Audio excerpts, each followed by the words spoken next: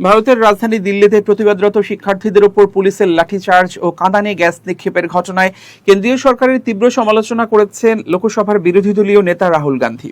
তিনি এই ঘটনাকে শিক্ষার্থীদের উপর নির্মমতা আখ্যা দিয়ে প্রধানমন্ত্রী নরেন্দ্র মোদীর নিরাপত্তা নিয়ে প্রশ্ন তুলেছেন এবং ক্ষতিগ্রস্ত শিক্ষার্থীদের কাছে প্রধানমন্ত্রীর ক্ষমা চাওয়ার দাবি জানিয়েছেন। 21 জুলাই সংসদ ভবনের বাইরে সাংবাদিকদের সঙ্গে কথা বলতে গিয়ে রাহুল বলেন, প্রধানমন্ত্রী কেন নীরব? যেসব শিক্ষার্থীকে পুলিশ মারধর করেছে তাদের কাছে তিনি এখনো ক্ষমা চাননি। তার এ বিষয়ে কথা বলা উচিত এবং শিক্ষার্থীদের বিরুদ্ধে এ ধরনের পুলিশি পদক্ষেপ বন্ধ করতে হবে। এর আগে সংসদের অধিবেশন শুরুর আগে বিরোধী জোটের সংসদ সদস্যদের নিয়ে লোকসভার স্পিকার ওম বিড়লার সঙ্গে বৈঠক করেন রাহুল গান্ধী।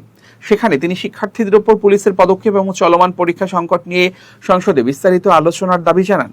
পরে সামাজিক যোগাযোগ মাধ্যম এক্সে দেয়া এক পোস্টে রাহুল বলেন, আমাদের দাবি স্পষ্ট, শিক্ষার্থীদের উপর চালানো নির্মমতা এবং পরীক্ষা ব্যবস্থাপনায় সরকারের জবাবদিহির অভাব নিয়ে সংসদে বিস্তারিত আলোচনা করতে হবে। তিনি অভিযোগ করেন, নিজেদের ভবিষ্যৎ নিয়ে ন্যায্য প্রশ্ন তোলার কারণেই শিক্ষার্থীদের ওপর হামলা চালানো হয়েছে।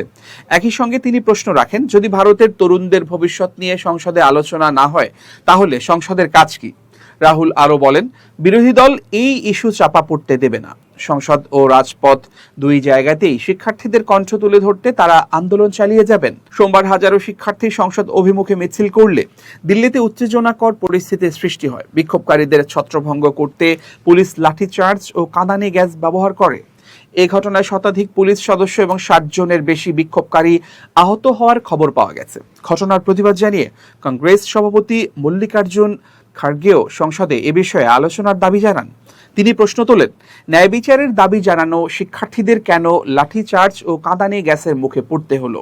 একই সঙ্গে পরীক্ষার প্রশ্নপত্র ফাঁস এবং শিক্ষার্থীদের ভোগান্তির দায়ে কেন্দ্রীয় শিক্ষামন্ত্রী ধর্মেন্দ্র প্রধানের পদত্যাগ দাবি করেন। এদিকে প্রধানমন্ত্রী Narendra Modi national eligibility cum entrance test NEET প্রশ্নপত্র ফাঁসের ঘটনায় জড়িতদের বিরুদ্ধে কঠোর ব্যবস্থা নেওয়ার আশ্বাস দিয়েছেন।